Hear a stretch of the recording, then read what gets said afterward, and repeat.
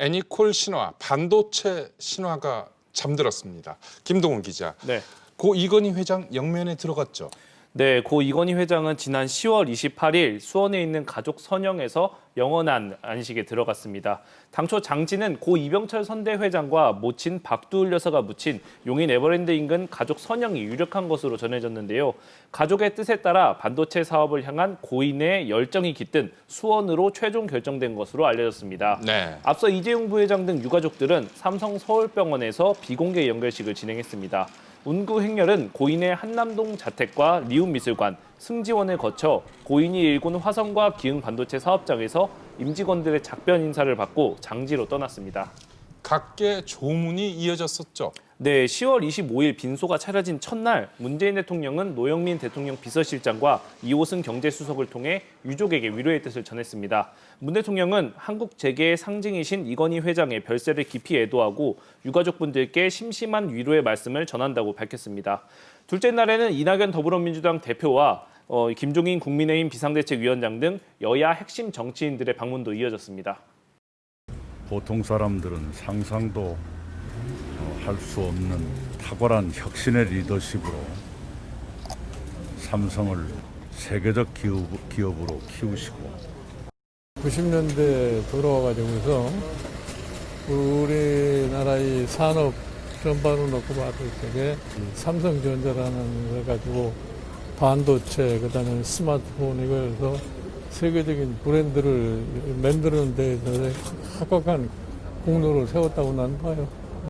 특히 재계의 슬픔이 컸죠. 네, 맞습니다. 첫날 이재용 부회장과 사촌인 이재현 CJ그룹 회장이 1시간 30분가량 빈소를 지켰습니다. 이 회장은 고인에 대해 국가 경제에 큰 업적을 남기신 위대한 분이시고 저에게는 자랑스러운 작은 아버지라고 애도했습니다. 둘째 날부터는 재계 핵심 인사들의 추모 행렬이 이어졌습니다. 이재용 회장 시대가 활짝 열리길 바라는 게 고인의 마지막 생각이 아니셨을까? 영정을 보면서 그런 생각이 들었습니다. 자주 해외 순방도 같이 다니고 하면서 많은 것을 지도 편을 받았습니다. 대한민국의 큰 손실이라고 그렇게 생각합니다. 개인적으로 상당히 안타깝고 애통합니다. 친형님같이 모셨습니다. 가장 슬픈 날이죠. 상주 이재용 부회장과 함께 재계를 이끌어갈 4050 총수들의 추모 행렬도 이어졌습니다. 우리나라 경제계에서 모든 분야에서 1등 그 정신을 아주 강하게 심어주신데 감사하게 생각하고 있습니다. 네, 항상 따뜻하게 잘 해주셨습니다. 우리나라 첨단 산업을 크게 발전시키신 위대한 기업인이라고 생각합니다. 재계 어르신분들이 오래 계셔서 많은 가르침 주시면 좋은데 참으로 많이 안타깝습니다. 위대한 분을 잃어서 마음이 참 착착할 뿐입니다. 네. 김동훈 기자. 네. 고 이건희 회장 오랜 기간 병상에 누워 있었죠. 네, 맞습니다. 고 이건희 회장은 지난 2014년 5월 급성 심근경색으로 쓰러진 후 6년 5개월간 투병 생활을 해왔습니다. 지난 1999년에는 폐 림프절에 암세포가 발견돼 수술을 받기도 했습니다. 삼성 측에서는 고인의 사인을 공개하지는 않았지만 의료계에서는 장기간 치료로 인한 신장 기능에 문제가 생기는 심부전 때문에 숨을 거둔 것으로 추정하고 있습니다. 장정 기자. 고 이건희 회장이 삼성그룹을 이끈 것은 언제부터죠? 네, 고 이건희 회장은 1987년 12월 1일 만 45세의 경영권을 물려받고 삼성그룹 총수 자리에 올랐습니다. 미래지향적이고 도전적인 경영을 통해 90년대까지는 삼성을 세계적인 초인류 기업으로 성장시킬 것입니다. 부친 고 이병철 선대회장이 작고한 지 열흘여 만에 공식 취임을 한 건데요. 1971년에 고 이병철 회장은 유언장에 삼남인 고인을 후계자로 지명했고 1979년 부회장 직함으로 8년간 혹독한 경영 수업을 받았습니다. 장 기자, 이 고인은 국내 기업 수준이었던 삼성을 글로벌 수준의 기업으로 키웠다. 이런 평가를 받고 있죠. 네, 고인의 가장 큰 업적은 노력하면 우리도 세계 1등이 될 수 있다는 자신감을 심어줬다는 평가가 나옵니다. 나라가 1.5류든 2류든 국제화를 해서 잘만 나가면은 1류도 될 수 있고 특류도 될 수 있고 특A도 될 수 있다 하는 게 지금 우리 현 위치다. 삼성그룹 매출은 이 회장이 취임한 이후 30배나 커졌고 특히 삼성전자의 지난해 연 매출은 230조 원으로 올해 정부 예산 469조 원의 절반 규모에 이릅니다.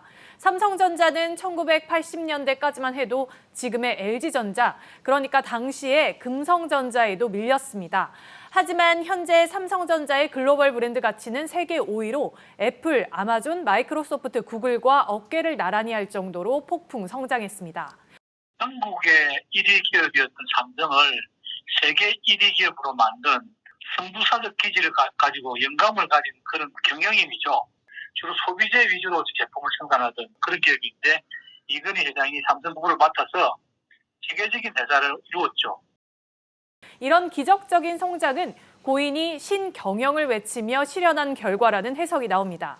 김동훈 기자, 네. 조금 전에 장지영 기자가 신경영 이런 이야기를 했는데 이건희 회장의 신경영 언제 어떤 내용으로 시작됐나요? 네, 신경영은 1993년 회장 취임 5년 차에 시작됐습니다. 고 이건희 회장은 취임 전부터 양보다는 질을 강조했는데요. 당시 삼성은 국내 시장에서는 1등이지만 세계 시장에서의 성적은 초라했습니다. 소니, 필립스보다 한참 뒤처져 있었는데요. 삼성의 체질 변화가 시급하다고 판단했던 고인은 1993년 6월 해외 순방 중이던 독일 프랑크푸르트 호텔 방으로 임직원들을 불러 모았습니다. 이 자리에서 구미 공장 직원들이 불량 세탁기 뚜껑을 칼로 깎아 맞추는 사내 방송 영상을 보여주면서 근본적인 혁신을 주문했습니다. 이른바 신경영 선언인데요. 이 당시 육성 들어보시죠. 극단적으로 얘기해. 농담이 아니야. 마누라 자식 빼는 건 다 바꿔봐. 국민 없이 우리 삼성이 어떻게 자랐느냐. 소비자한테 돈 받고 물건 파는데 불량품 내놓고 하는 게 미안하지도 않느냐. 고 이건희 회장은 우리나라 이 반도체, 휴대폰 부분을 세계 1위로 끌어올렸는데요. 네. 고인의 경영 성과 한번 짚어볼까요? 네. 김동훈 기자, 먼저 반도체 부분 성과 짚어주시죠. 네, 삼성의 반도체는 사실상 1974년에 시작됐습니다. 이병철 선대회장 등 경영진의 회의적인 시선도 있었지만 고인은 첨단 기술에 확신이 있었습니다. 1982년에는 미국과 일본에 이어서 세계 세 번째로 64KB D램을 개발했고 10년이 지난 1992년에는 세계 최초로 64메가 D램 개발에 성공했습니다. 하지만 이 회장은 여기에 만족하지 않고 1993년 다시 한번 도약을 준비합니다. 현재 1993년하고 1983년하고 한 비교해보라 한 얘기죠. 맨날 밥 먹고 옷 입고 같은 넥타이 메고 있으니 변화를 못 느끼고 있어요, 여러분이. 반도체가 어떻게 변해가고 전 세계 인류 기업의 기술력이 덩어리에 진땀이 바삭바삭 날 대로 변하고 있는데도 김 기자, 삼성의 메모리 반도체 세계 1위 언제부터 시작된 겁니까? 네, 1992년에 세계 최초로 64메가 D램을 개발한 이후 D램 시장에서는 한 번도 세계 1위 자리를 내준 적이 없습니다. 네. 현재 삼성전자는 글로벌 D램 시장에서 40%가 넘는 점유율로 28년 연속 1위를 차지하고 있습니다. 그렇군요. 2017년부터는 미국 인텔을 제치고 메모리와 비메모리를 합산한 전체 반도체 시장에서도 1위를 차지하고 있습니다. 장지영 기자, 휴대폰 부분 한번 짚어볼까요? 네, 90년대 중반부터 고인은 반드시 한 명당 한 대의 무선 단말기를 갖는 시대가 온다며 휴대전화를 미래 먹거리로 지목했습니다. 네. 2011년부터 삼성전자의 갤럭시가 세계 스마트폰 시장 점유율 1위를 고수하고 있지만 시작부터 1등은 아니었습니다. 네. 삼성은 1988년 휴대전화 시장에 처음 진출했는데 당시엔 모토로라와 노키아가 국내외 시장을 장악하고 있었습니다. 그랬었죠. 네, 추격자였던 삼성은 점유율을 높이기 위해서 무리하게 생산량을 늘렸고 그 결과 불량률이 12%까지 치솟았습니다. 불량률이 12%요? 지금의 삼성과는 좀 굉장히 다른 모습인데요. 이 회장, 이걸 어떻게 극복했나요? 네, 애니콜 화형식 들어보셨을 겁니다. 1993년 신경영 선언 때 불량은 암이라며 품질을 강조했습니다. 한마디로 고인이 충격요법을 쓴 건데요. 1995년 3월 삼성전자 구미 사업장에서 임직원 2,000명이 지켜보는 가운데 불량 휴대전화 15만 대, 500억 원어치를 모아놓고 해머로 부수고 불태우도록 지시했습니다. 네. 이 극약 처방은 삼성의 휴대폰 사업을 도약시키는 계기가 됐고 화형식 1년 만인 1996년 삼성 애니콜은 국내 시장 1위에 올라섰습니다. 장 기자, 이 핸드폰이 스마트폰으로 전환하던 그런 시기에 삼성도 위기를 맞지 않았나요? 네, 그렇습니다. 2007년 애플이 아이폰을 내놓으면서 휴대폰 시장은 스마트폰으로 전환이 됐습니다.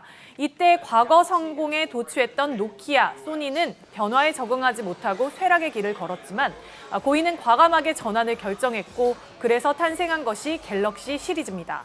김동훈 기자, 이런 고인의 경영 감각이 삼성을 글로벌 기업으로 키운 것이죠. 네, 맞습니다. 이 고인의 경영 성과를 한마디로 좀 정의해보자면 삼성의 글로벌화라고 말할 수 있겠습니다. 네. 현재 삼성전자의 세계 축, 그러니까 반도체와 모바일, 가전을 세계 최고로 만든 건데요.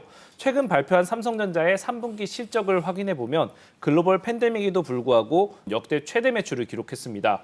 영업이익은 반도체가 5조 5천억 원, 모바일이 4조 4천억 원, TV와 가전이 1조 5천억 원씩 올렸습니다. 부품에서 완제품으로 이어지는 이 같은 사업 포트폴리오는 전 세계 어떤 IT 기업에서도 아직까지 흉내내지 못하고 있습니다. 이 사업 구조를 고 이건희 회장이 만든 겁니다.